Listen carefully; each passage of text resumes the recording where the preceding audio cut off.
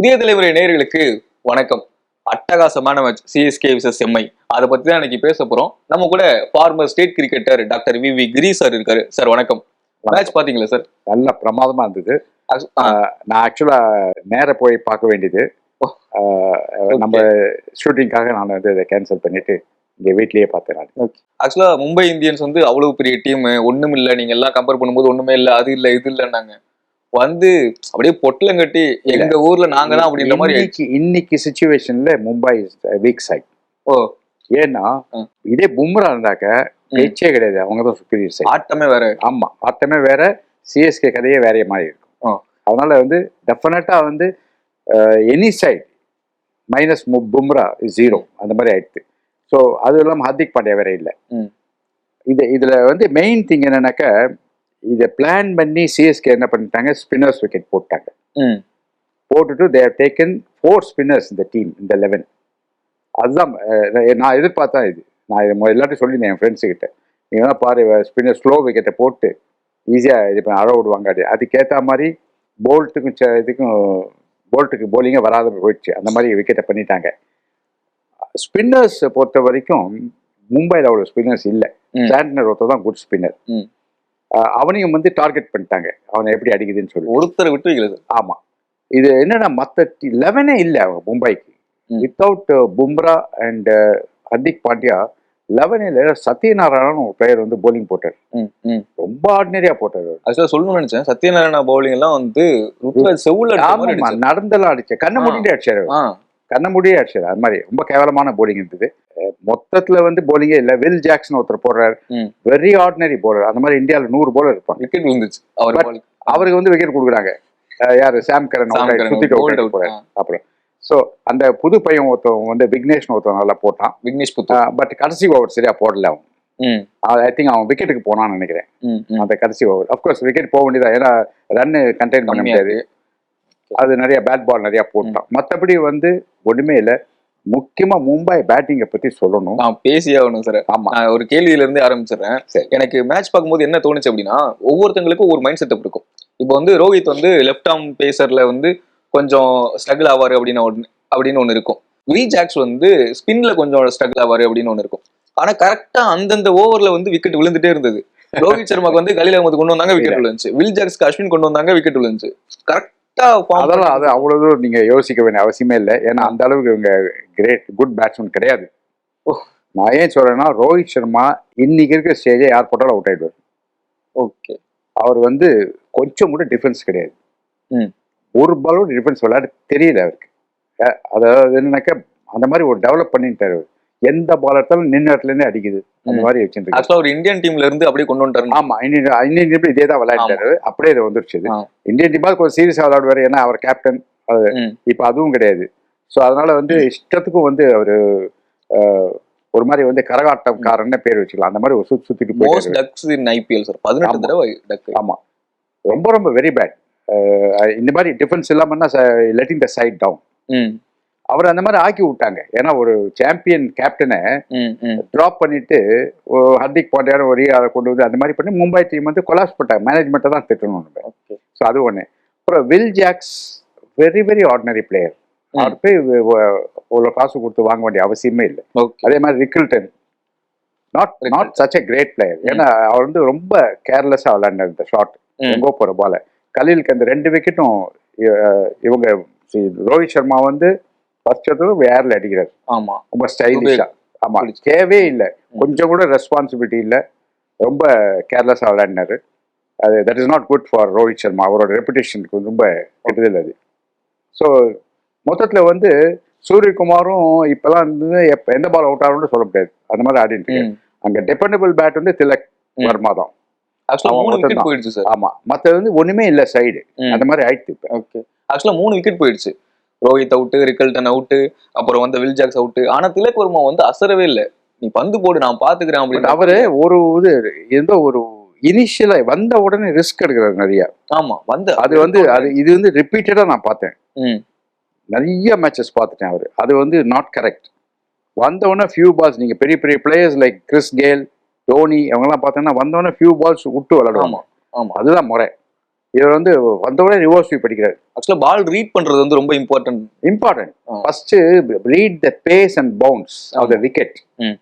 Bowler விட்டுருங்க, bowler அப்புறம் pitch அனுப்புறோம், பால் எப்படி போகுது, விக்கெட் கீப்பர் இப்படி பிடிக்கிறானா இப்படி பிடிக்கிறான்னு பாருங்க, அதுதான் பவுன்ஸ் தெரியும். நீங்க உடனே ஃபர்ஸ்ட் பால் ஸ்கொயர் பண்ணா பாலோட பவுன்ஸ் தெரியாது, எட்ஜ் எடுத்துட்டு போயிடும். ஸோ ஃபர்ஸ்ட் 2 பால் விட்டு பார்க்கணும், விக்கெட் அது கடைசி வரைக்கும் போய் பார்க்கணும். விக்கெட் கீப்பர் பால் வந்து விக்கெட் கீப்பர் ரீச் ஆகிற வரைக்கும் பார்க்கணும். அவர் இப்படி பிடிக்கிறாரா இப்படி பிடிக்கிறாரா பார்க்கணும். அதுல வந்து விக்கெட்டோட பவுன்ஸ் கண்டுபிடிச்சலாம். அப்புறம் உங்களை தாண்டினோடனே பால் எந்த ஸ்பீட்ல விக்கெட் கீப்பர் போய் சேர்றது அதையும் பார்த்துட்டாக்க then you will have some idea about the wicket. Okay, skid ஆகுதா, பவுன்ஸ் ஆகுதா, நின்று வருதா, ஸ்பாஞ்சி விக்கெட்டா, எல்லாமே பார்த்துக்கணும். அதுக்கப்புறம் தான் நீங்க அடிக்க ஆரம்பிக்கணும். அது வரைக்கும் பாலை விட்டு விளாடணும், இல்லைனாக்க சிங்கிள்ஸ் விளாடணும். ஓகே, அதனால எதுவும் பரல. இவங்க வெரி வெரி ஆர்டினரி பேட்டிங், ரொம்ப ரொம்ப கேவலமா இருந்தது மும்பை பேட்டிங். இந்த மாதிரி இருந்தாக்க லாஸ்ட் 9 and 10 தான் ஃபைட் பண்ணணும். ஓகே, சூரியகுமார் வந்து லாஸ்ட் ஃபியூ மேட்சஸா சரியா விளையாடல T20ல, நேஷனல் டீமாவே அதுக்கே சரியா விளையாடல.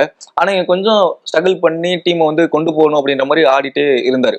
நான் அப்பதான் யோசிச்சுட்டு இருந்தேன், சரி ஓகே மனுஷன் வந்து இது ஜெயிக்க வச்சு ஓரளவு ஸ்கோர் கொண்டு போயிருவார் போல அப்படின்னு நினைச்சா, அடுத்த பால் ஸ்டெம்பிட் ஆகி அவுட். நம்ம பின்னாடி யார் இருக்கா, நம்ம யாரு எதிர்த்து இறங்கி ஆடுறோம், அந்த மனுஷன் இறங்கினாலே செஞ்சிருவானே, நம்ம பந்து விட்டா என்ன ஆகுறது எதுவுமே யோசிக்கல. ரொம்ப ஃபர்ஸ்ட் வந்தவனே ஃபர்ஸ்ட் பால் அவுட் ஆக வேண்டியது. ஓ, சிவம் துபாய்க்கு முன்னாடி லைட்டா அவரை வந்து நின்று வாக் பண்ணிருந்தாக்க பிடிச்சிருக்கலாம், நின்றுட்டே இருந்தார். அது ஒண்ணு. அதுக்கப்புறம் குவைட்டா விளையாடினார். பட் ஸ்டில் அந்த பழைய ஹேபிட் வந்துருச்சு அவருக்கு. அவரால் அந்த டிஃபென்ஸ் விளையாட முடியல. அவர் வந்து இந்த மாதிரி விளையாண்டாக்க அவருக்கு இடம் கிடையாது, அந்த மாதிரி ஆயிடுச்சு. ஓகே, அது தோனி யோசிச்சிருப்பார்ல, நான் இருக்கேன்னு இறங்குற எவ்வளவு தைரியம் உனக்கு. இல்ல அப்படிலாம் இல்ல, ஏன்னா ஸ்ட்ரைட் ஃபார்வர்ட் அவரால் ஒண்ணுமே பண்ண முடியல. he was beaten thoroughly. அந்த full credit must be given to the spin bowler Noor. Okay, பிரமாதமா போட்டாரு. அண்ட் அவருக்கு ரிவார்டு 4 விக்கெட்ஸ் கிடைச்சது. ஐ திங்க் அவருக்கு மேன் ஆஃப் த மேட்ச் கொடுத்துருப்பாங்கன்னு நினைக்கிறேன். பட் மொத்தத்தில் வந்து very good performance by Noor Mohammad and supported by Ashwin and Jadeja. Ashwin வந்து 2 ஓவர் ப்ரெஷர் போட்டாரு. ஒரு ஓவர்ல ஒரே ஒரு ரன் தான் கொடுத்தாரு. ஃபர்ஸ்ட் ஓவர்ல விக்கெட், ஃபர்ஸ்ட் ஓவர் விக்கெட், அதுல கூட ரன் போச்சு, கொஞ்சம் 4 ரன் போச்சு. அடுத்த ஓவர்ல திரும்ப அஸ்வின் வந்து சிங்கிளா கொடுத்து 6 ரன் கொடுத்தாரு. அந்த ஓவர்ல அவர் போட்ட ப்ரெஷர் வந்து நூர் அகமது வந்து கண்டினியூ பண்ணாரு. அப்புறம் வந்து திரும்ப அஸ்வின் வந்து 1 ரன் தான் கொடுத்தாரு. அதுக்கு அடுத்த ஓவர் தான் சூரியகுமார் இருக்குமா அப்படின்னு சொல்லிட்டு விக்கெட் வந்து அடுத்தடுத்து விழுந்தது. மொத்தமா நூர் அகமது வந்து இல்ல சார், நீங்க வந்து அவ்வளவு தூரம் யோசிக்க வேணாம். அஸ்வின் ப்ரெஷர் கொடுத்தாரா அதான். ஏன்னா இவங்க அவுட் ஆகிறதுக்கு ரெடியா இருக்காங்க சார் மும்பை பேட்ஸ்மேன். ஓகே, யாருமே நின்று விளையாடுறதுக்கு இதுவா இல்லை. இன்ஃபேக்ட் திலக் வர்மா வந்து ஃபர்ஸ்ட் 2 பால் ரிஸ்கி ஷாட், இறங்கி ஒரு சுத்துறாரு, அது அப்படியே ஏர்ல போகுது பால். அதெல்லாம் I won't advice, is a good batting. Okay, ஆக்சுவலா ஐபிஎல்ல வந்து ஒவ்வொரு பாலும் இம்பார்ட்டன்ட், அதுல கிடைக்கிற ஒவ்வொரு ரன்னும் இம்பார்ட்டன்ட்.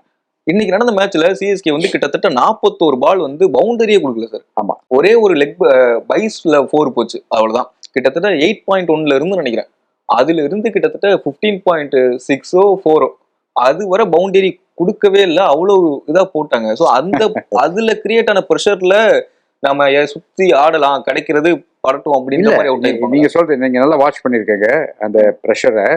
பட் நான் என்ன சொல்றேன், நீங்க ரோஹித் சர்மால இருந்து பாருங்க, ஃபர்ஸ்ட் பால்ல இருந்து டிஃபென்ஸ் கிடையாது. ஏர்ல விளையாடுறாரு. எப்படி இந்த மாதிரி விளையாடலாமா, இப்படி குனிஞ்சு விளையாட வேணாம், இப்படி நிமிர்ந்து எப்படி ஸ்டைலிஷ் அப்படின்றது அங்க கேட்ச். அப்புறம் நம்ம ரிக்கல்டன் எங்கோ போற பால வைட் பால போய் கட் பண்ணி உள்ள இழுத்து செல்ஃப் அவுட். அது மாதிரி வில் ஜாக்சன் ஒரு இப்படி ஸ்பூன் பண்ணி அவுட். ஸோ ஒவ்வொரு அப்படிதான். சூரியகுமார் வந்தவொடனே அவுட்டா ட்ரை பண்றாரு. அது and what about Tilak Varma, 3 ball சுத்துறாரு வந்த உடனே, 3 பாலும் ஏர்ல போச்சு. ரிவர்ஸ் ஸ்வீப் அடிச்சாரு 2வது பால். இதெல்லாம் வந்து நோ எக்ஸ்கியூஸ் அட் ஆல். அவர் கவாஸ்கர் சொல்ற மாதிரி ஸ்டூபிட் ஸ்டூபிட் ஸ்டூபிட். ஆக்சுவலா ரோஹித் சர்மா அவரோட மைண்ட் செட்டை எப்படி இருக்கும்னா, நான் இருக்கிற வரை என்னால மேக்ஸிமம் கொடுக்குற ரன்னை நான் கொடுத்துருவேன், அதுக்கப்புறம் நீங்க பாத்துக்கங்க அப்படின்ற மைண்ட் செட்ல அவர் ஆடுறாரு. இந்தியன் டீம்ல அப்படிதான் விளையாடுறாரு அவரு. மத்த கிரவுண்ட்ல அது ஓகே, சென்னை மாதிரி ஒரு கிரவுண்ட்ல ஒரு சென்னை இல்ல, எவ்ரிடே இஸ் நாட் சண்டே, அந்த மாதிரிலாம் டெய்லி விளையாட முடியாது. என்னைக்காவது ஒரு நாள் பேட்ல போடும் ஒரு செஞ்சுரி அடிக்கலாம். அது மாதிரி ஆச்சு ஒரு தடவை இன்டர்நேஷனல் கேம் ஒரு செஞ்சுரி அடிச்சாரு. ஓகே, அதை வச்சுட்டு குழப்ப ஓட்ட முடியாது. நீங்க வந்து ரெஸ்பான்சிபிளா விளையாடணும். இல்லைன்னா இஷான் கிஷன்லாம் 100 அடிச்சிருக்காரு, ரெடியா இருக்காரு உள்ள வரத்துக்கு. நீங்க வந்து உங்க பிளேஸ் இருக்காது நாளைக்கு. சிஎஸ்கோட பவுலிங் யூனிட்டை பத்தி பேசும்போது பேச ஆகணும் சார். கலீல் அகமது போட்டாரு, பேசிட்டோம், ஓகே. சாம் கரன் பத்தி அதிகமா போடல, ஆனா அடி வாங்கினாரு. முன்ன மாதிரி இல்ல சாம் கரன், சுமாரா தான் போடுறாரு. ஓகே. அந்த மூவ்மெண்ட் இல்ல முன்ன மாதிரி. அண்ட் ஓவர் ஹைப்டு போலர் அவர். I don't think is that good. Even Khaleel also is not that good. Okay. Pathirana இல்லாதனால அந்த சாம் கரன் விளாண்டாங்கன்னு நினைக்கிறேன் இன்னைக்கு. இன்னொரு இந்த எல்லிஸ் வெரி ஆர்டினரி போலர். அவங்களாம் ஒண்ணுமே கிடையாது. இவங்களுக்கு இந்த 4 ஸ்பின்னர் தான். ஆமா, இன்னைக்கு 3 தான் யூஸ் பண்ணாங்க. 4 ஸ்பின்னர் வச்சு இவங்க they can do magic. Okay. But they have to play all the matches in Chennai. வெளியே போனாக்க இந்த மாதிரி விக்கெட் கிடைக்காது. சிஎஸ்கேயும் 11 selection stupid to the core. ஏன்னா 2 பேர் பிடிச்சாங்க பாருங்க, Hooda and sorry Hooda. Okay, நான் ஒத்துக்கிறேன். ஹூடா அண்ட் திரிபாதி 2 பேரும் எங்கேருந்து பிடிச்சாங்கன்னு தெரியல. நிஜமாவே வெரி வெரி ஆர்டினரி பிளேயர்ஸ். அதை போய் செலக்ட் பண்ணி எடுத்திருக்காங்க ஆக்ஷன்ல. நான் ஹூடா உள்ள ஒருவரும் எதிர்பார்க்கவே இல்லை. வந்த உடனே என்ன ஹூடா கொண்டு வந்திருக்காங்க அப்படின்ற மாதிரி இருந்தது சார். இன்னி ஸ்டேஜ்ல என்னென்ன எஸ்ஆர்எச் எடுத்துக்கோங்க, எப்படி விளையாடுறாங்க. நிதிஷ் ரெட்டி எப்படி ஆடுறான், வந்த உடனே என்ன 200 அவனோட ஸ்ட்ரைக் ரேட்டு. அபிஷேக் சர்மா கேட்கவே வேணாம், வேர்ல்டு நம்பர் 1 ஆயிட்டான். ஸோ இந்த மாதிரி எல்லாரும் பிரமாதம் ஆடிட்டு இருக்கும்போது நீங்க ஊடா திரிபாதி இந்த மாதிரி ஆளுகளை நீங்க வச்சுட்டு ரொம்ப ரொம்ப கேவலம். முக்கியமான சிஎஸ்கே ஆல்வேஸ் அந்த ப்ராப்ளம் இருக்கு அவங்களுக்கு. 11 செலக்ஷன் வெரி புவரா இருக்கும். 1-2 பேட் பிளேயர்ஸ் இருப்பாங்க. ஆனா தோனி எல்லாத்தையும் மேனேஜ் பண்ணிடுவார் கடைசியில. அப்படிதான் ஒவ்வொரு டைம் அப்படிதான் ஆகும். பட் இப்ப தோனிக்கு அந்த கெப்பாசிட்டி இருக்கான்னு தெரியல. பேட்டிங் வந்தாரு, ஆனா ஆட விடல அவரை.